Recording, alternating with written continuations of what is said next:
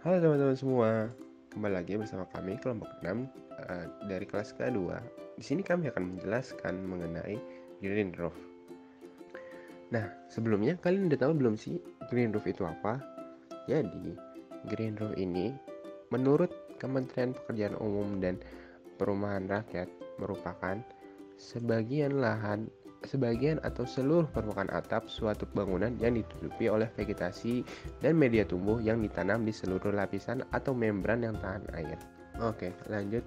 Lalu secara jenisnya green roof itu em, memiliki 3 jenis. Apa aja? Yang pertama ada intensive green roof, lalu ada extensive green roof, lalu ada semi intensive green roof. Oke, untuk tipe yang pertama yaitu extensive green roof, ini biasanya memiliki biaya perawatan yang cenderung lebih murah. Kemudian, media tanam atau tanahnya juga yang dibutuhkan lebih dangkal. Nah, untuk tanamannya biasanya mungkin tanaman hias. Untuk kategori ini cocok diterapkan pada atap rumah karena pengerjaan dan perawatannya lebih mudah dan lebih sederhana. Selanjutnya, untuk tipe yang kedua adalah semi intensive green roof. Pada tipe ini, tanaman media tanam dan tanahnya itu lebih besar daripada extensive green roof, tetapi tidak sebesar tipe intensive green roof. Untuk jenis ini biasanya mampu menampung berbagai jenis tanaman dalam jumlah besar sehingga membutuhkan struktur bangunan yang lebih kuat daripada extensive green roof. Lalu yang terakhir adalah intensive green roof.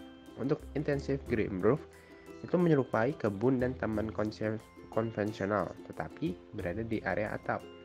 Pembuatannya cenderung lebih kompleks karena terdiri dari taman yang lengkap dengan pepohonan. Untuk intensive green roof ini membutuhkan lebih banyak dukungan struktural karena lebih berat. Dari sisi biaya pun lebih besar daripada yang lain. Lebih lagi dari sisi perawatan dan pemeliharaannya. Maka dari itu, jenis satu ini lebih sering diterapkan pada gedung tinggi yang sering dimanfaatkan sebagai sarana rekreasi. Oke, lanjut ke lapisan-lapisan yang ada pada green roof. Yang pertama ada waterproof membrane. Apa itu waterproof membrane?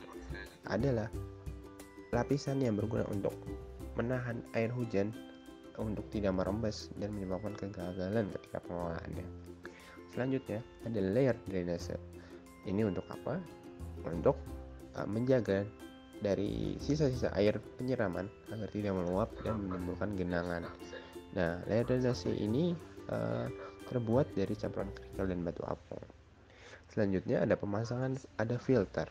Apa gunanya filter? Filter ini digunakan untuk menyaring air yang dari green roof menuju ke saluran pembuangan. Nah, filter ini biasanya akan menahan pasir dan batuan kerikil agar yang terbawa arus agar tidak ikut tersaring. Nah, bisa menggunakan polyester ataupun polypropylene sebagai filter di green roof. Selanjutnya untuk media tanam. Nah, untuk media tanam itu menggunakan tanah liat atau pasir. Kemudian ditambahkan humus untuk menghindari tumbuhnya rumput liar. Nah, selanjutnya ada tumbuhannya itu sendiri.